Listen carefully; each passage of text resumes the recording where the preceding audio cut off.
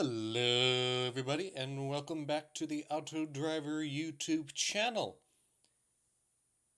You may have noticed it has been a little while since I have uploaded, but some personal things in my life came up and I was very busy. But now that I have some time, I am back with the wonderful vehicles of Facebook Marketplace. So, let's get started and see what we can find.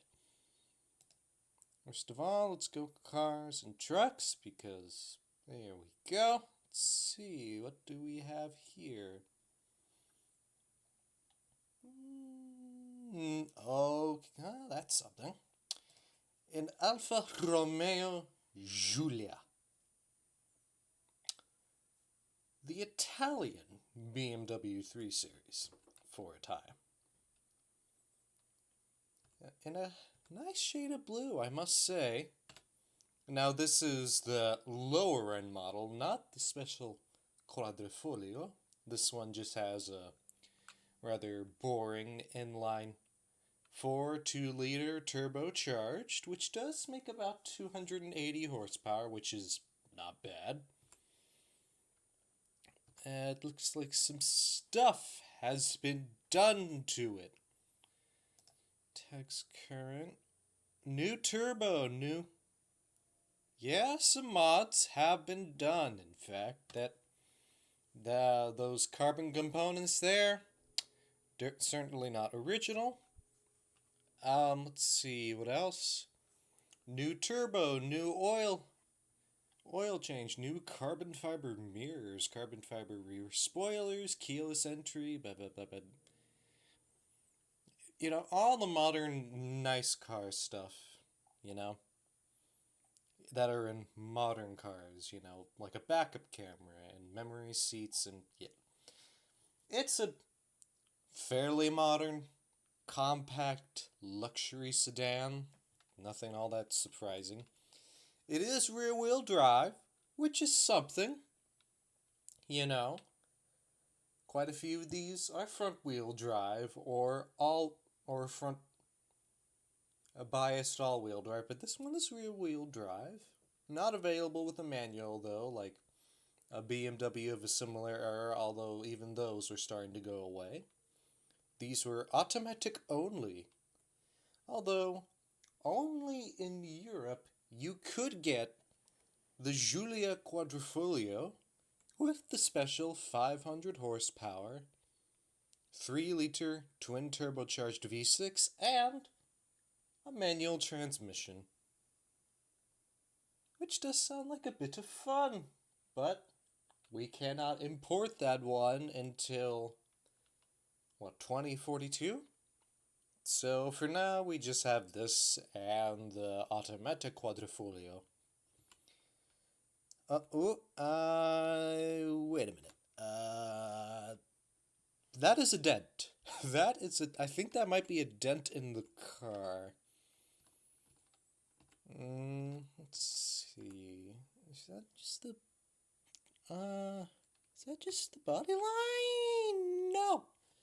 No, that is not. That is a dent in the car. Wonderful.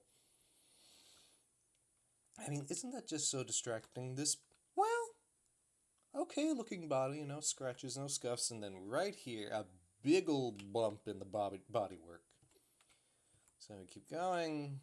Oh, looks nice. Brembo brakes, because sporty.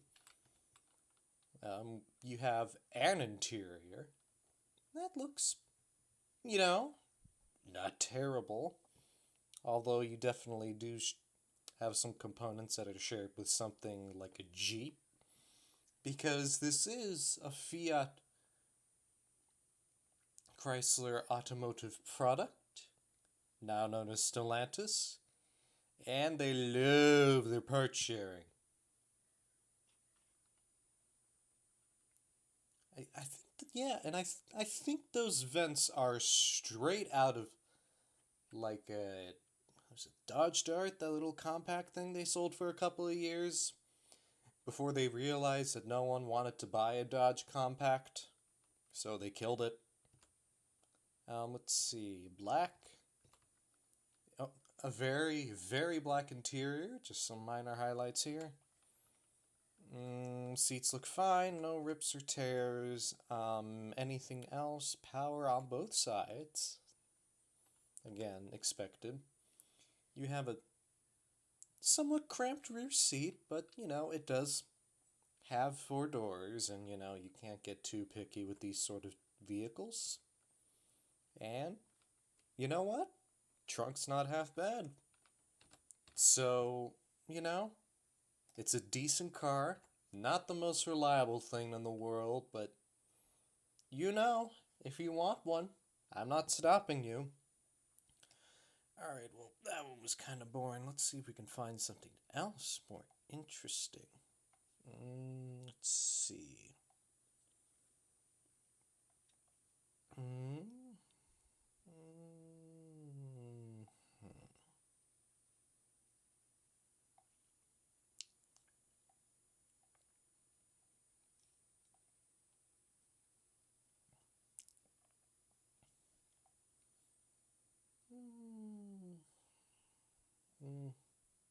Nothing too excited. Pretty beat up Hyundai Genesis Coupe. Oh, that's a scam. You ever see these numbers right here, people, on Facebook, and you think, that's not a whole lot of money for an almost new car? That's because this is the price of a monthly payment. So, moving along. Let's see. Oh, this should be interesting. A 2011 Nissan Leaf with 42,000 miles for $2,200. I know it doesn't sound like a lot, but, it's an early, fugly looking EV. I think these had, 70 miles of range when new? Does it even run? Navigation system, backup camera, no leaks, no lights, on, no trades. So, clean title. So it does drive. Probably not that far. There's your problem. 23 miles of range on a full battery. Oh, that is not good. So, when you buy like a phone or a Bluetooth speaker, anything with a lithium-ion battery, and you use it for a couple of years, and the battery life goes down the toilet, well, same thing here. You drive it a fair amount, or as with this car, you leave it sitting, and the battery slowly loses capacity over time. So while this car would have gotten like 65, 70 miles back when it was new, it now gets 23. That is not a lot. Let's see, 25, 3 miles is what?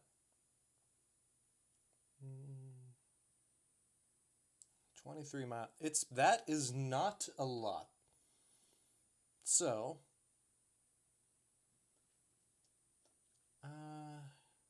yeah. Yeah, not a lot. Not a lot at all. And you could coast on the highway for about 20 miles. And then you're out of battery, and then you're screwed. So, yeah.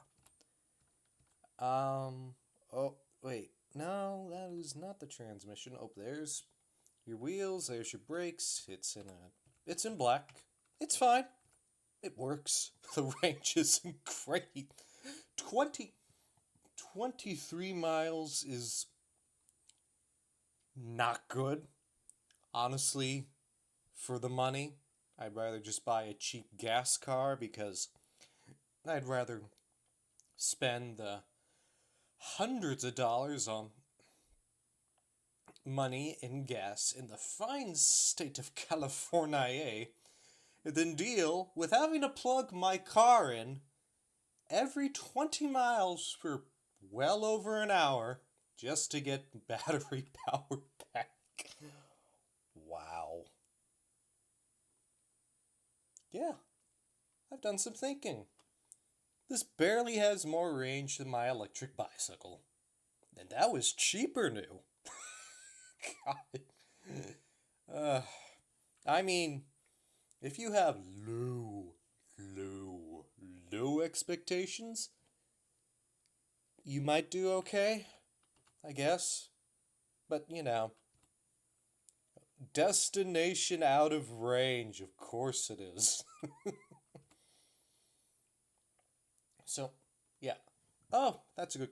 Your car, this car has so little range, so little juice left in the battery, that it could not even do a marathon. Oh dear. Alright, so, this one's well equipped. You got your cruise control, you got your audio buttons on the steering wheel. So that's something. You have AM FM radio, XM's a CD player. Let's see. Automatic climate control. And a tinny little hatchback with 23 miles of range. Wonderful! Anyway, on to the next. We're gonna do a couple more. These are all kind of boring. Let me spice things up a bit. There we go. Yeah. Huh? Oh. Here's some. Oh, that's the ticket. We got some good stuff here. Look at this. A little 1959 Morris Minor selling in Los Angeles. 1959. These were nice little cars. The first British car to sell over 1,000,000 units, which is a very big number. Let's see.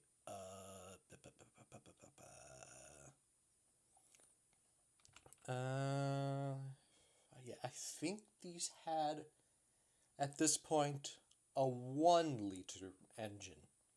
These started out with about 25 horsepower, but by the late 50s, as this example is, they got to about 40, or maybe 35.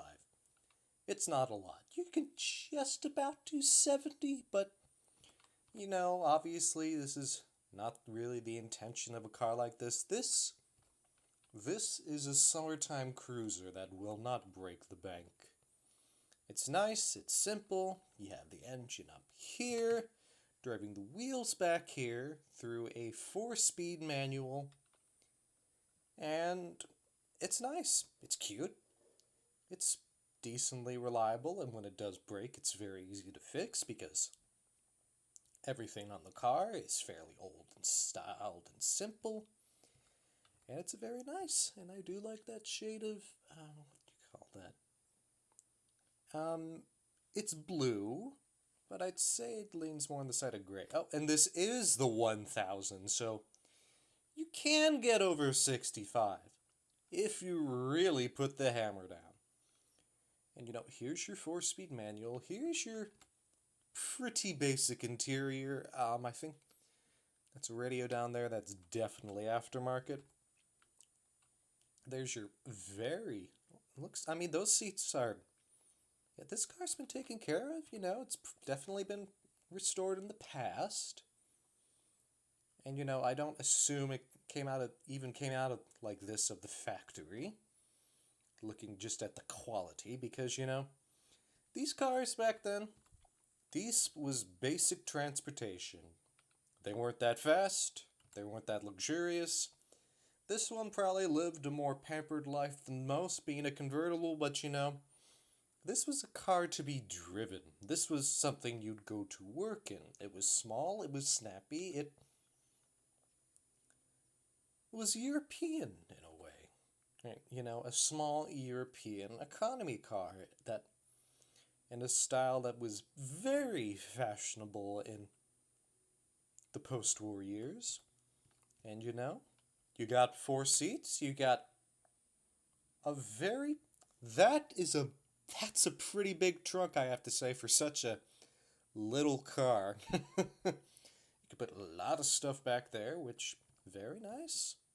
Let's see, does it? No, it does not have a radio, and it would not have come with one. It looks like the only thing that's been done to this is the addition of a water temperature gauge, because that little Morris 4-cylinder, they were decently reliable, but in the classical British tradition, things can and do go wrong. And when they do, one of these is useful. But the price is where I have some pause. $14,750. I know that's about the going rate for these, but for that money you could get a bunch of other cars, a bunch of other convertibles, hell, a bunch of other classic convertibles. Kind of like this Mercedes back here. You could fairly easily get one of those for about the same amount of money, and you get a lot more car. Anyway, let's... Oh yes, here we go.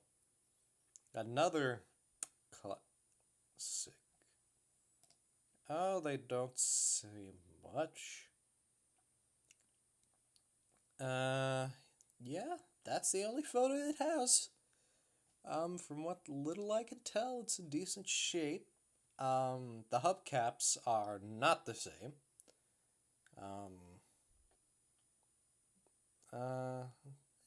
I cannot tell if the photo's low quality or this is just how the thing came out of the factory.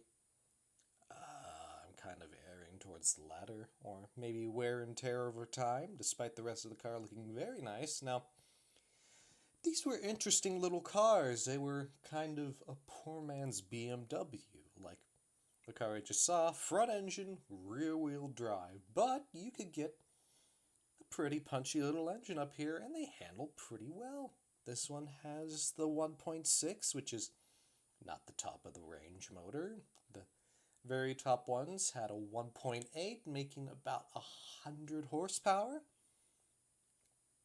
which could scoot the cars along very well. Which could scoot these little cars along very well.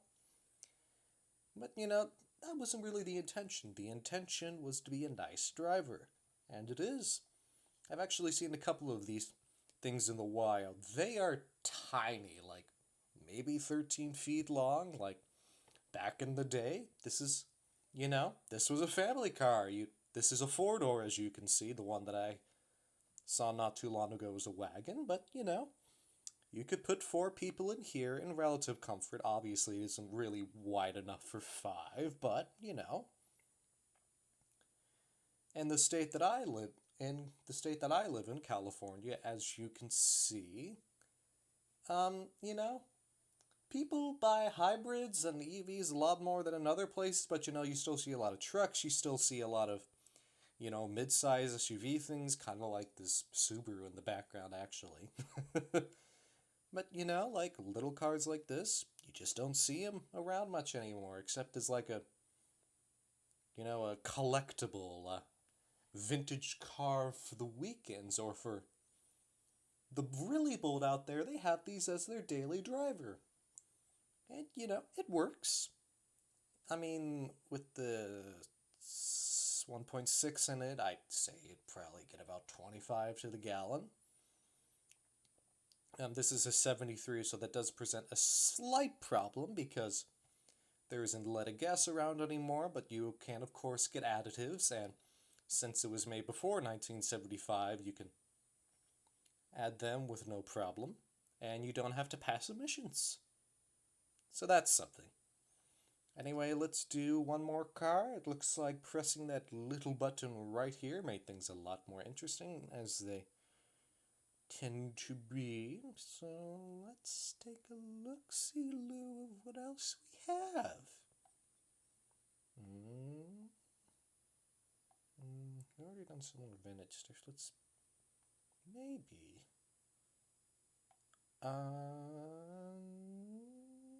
parts car, meh.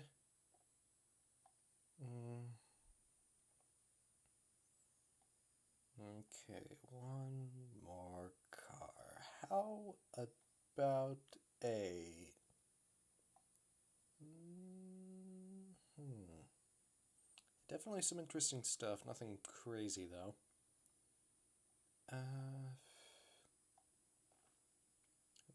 Oh, I could sink my teeth into this. If it has pictures, yes, it does. A 1992 Toyota pickup. So, my dad had one of these.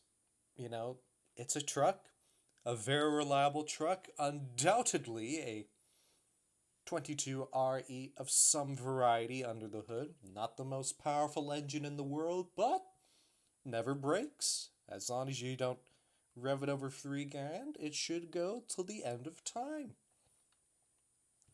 And the rest of the truck is fairly tough as long as you don't get salt on it. It's nice, it's simple, it's reliable. Looking at the interior, this wasn't a particularly well equipped example. I mean, most of these weren't, but if you wanted, you could get things like a automatic transmission and power windows and air conditioning and all that. It looks like this one is in alright enough shape. The price is, I mean, that's about what they go for. Again, to my brain, that seems a little expensive, but then again, these old Toyota trucks are always a little expensive. I mean, if you want to buy something like, I don't know, a Land Cruiser of a similar vintage, they'd be like, what, 20 grand? Which, makes sense. They're good cars, I'm not denying that, but, it's a fair bit of money for such an old Toyota pickup utility vehicle. But they're nice, they're simple, they're reliable. Let's see. This one's definitely a manual. Let's see. What does the guy say? It's all the title. Pass it on to me. Rebuilt by the owner. Uses that as a commuter. Completely rebuilt. New performance I kind of have to call BS on this. This is not a performance car. The engine under the hood, not the most modern thing you have is fuel injection. You got overhead valves. It's made completely out of iron. These weren't fast, by any stretch of the imagination. They never were. Even like the turbo ones from the 80s, or the ones with the V6. They weren't meant to be quick like a modern truck is, like even a base model Tacoma has like a turbo 4 in it. This one, naturally aspirated makes more like 115. But, with that lack of power, you do get simplicity and you do get reliability. And, let's see what else. Tires, General Grabber. I've never heard of that brand. Never heard of them in my life. I think I've heard of General before. They're not the highest end tires in the world, but then again, not the highest end vehicle in the world by a fair stretch. Let's see. Past smog includes bed liner, rack, and toolbox, so that's something. Let's see. Chassis. Oh. Yep. So, sometime in its past, this car blew an engine. I would guess. I don't know how. Maybe it was a V. No, I don't think this is a V6. Like, this is a base model. Remember when we were talking about the Geometra last time? Same thing with this. Unpainted bumpers. That's when you can tell you're dealing with a base model vehicle. And you have a pretty workman's grade interior. I don't think even those speakers are original. I mean, there's a pretty good chance this thing came out the factory without a radio. The image resolution is too low to tell if there's AC, but that might be the button right there, or that could just be a blanking panel. Again, the resolution is too low to know. And it's a base model. Coolant system new. Oh yeah, that's what I was going to talk about. That's pretty high mileage. I mean, again, these trucks are very reliable, but 324,000 miles. That's about 10,000 miles a year, which is reasonable, but for 6,500, it's a little much. And I must question what happened to the original engine. Oh, driver's side key lock needs replacement. Wonderful. That makes me ask questions. Price 7 grand or OBO, and 47 weeks. Seems this guy is having trouble selling his little truck. I don't know what this guy's deal is. A small incident, yes. I was told this was a small incident, but they changed the registration to salvage anyway. Let's see. That's how you can tell this thing's old school. Leaf springs at the back. Literally the same thing you'd have on like a horse-drawn wagon or something. So yeah, from what I can see, I'm not an expert by any means, but the truck looks fairly straight. Nothing looks too bent. All the panels align, which, being a Toyota, they should. So, it's a decent little truck, but, not the most whiz-bang incredible thing in the world. Anyway, I have been rambling for a very long time, and I think I'm going to end it here. Thank you for watching the video. Thank you for watching all of my rambling, and please like, subscribe, and share this video around. We'll hopefully be back fairly soon with another. Thank you for watching, and I shall see you all later. Goodbye.